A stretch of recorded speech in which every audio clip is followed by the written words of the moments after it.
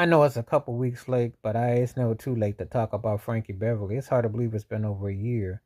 Um, so many memories and thoughts. I was out and about and just bumping "Love Is the Key." I was having just I needed that kind of euphoria, the kind of uplift his music meant. Um, I just think that sometimes people take a certain artist for granted. I didn't know. Lord knows.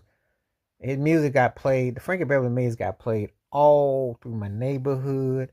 I had a dear old buddy of mine, good old buddy of mine, back in H Town, and that cat would wear Frankie Beverly Maze out. Between Frankie Beverly Maze and Curtis Mayfield, that's all the cat liked. But I understood it. Um, People don't understand the power of music and the soul and how it hits you. And Frankie Beverly Maze just hit the core, hit the soul. It was soul euphoria.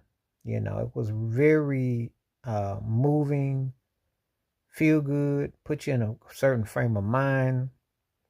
Didn't have to ask anything.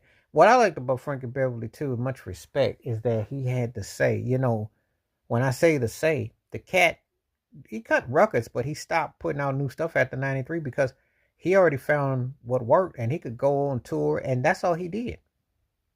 And he wasn't gonna get pimped by the record company to keep pushing out something to just make it do what it does. He really took time and he made the best stuff and he knew what he had the right stuff.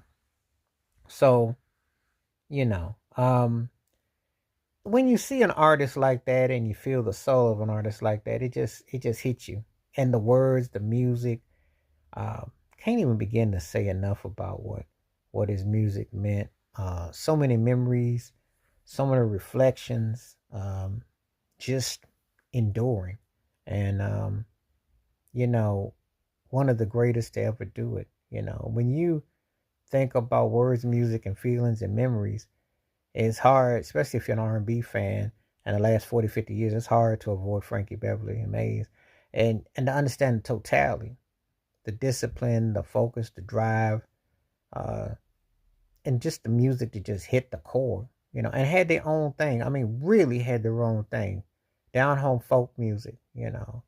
Uh, kind of music that just put your hands together and you get in a circle and you huddle and you just feel good.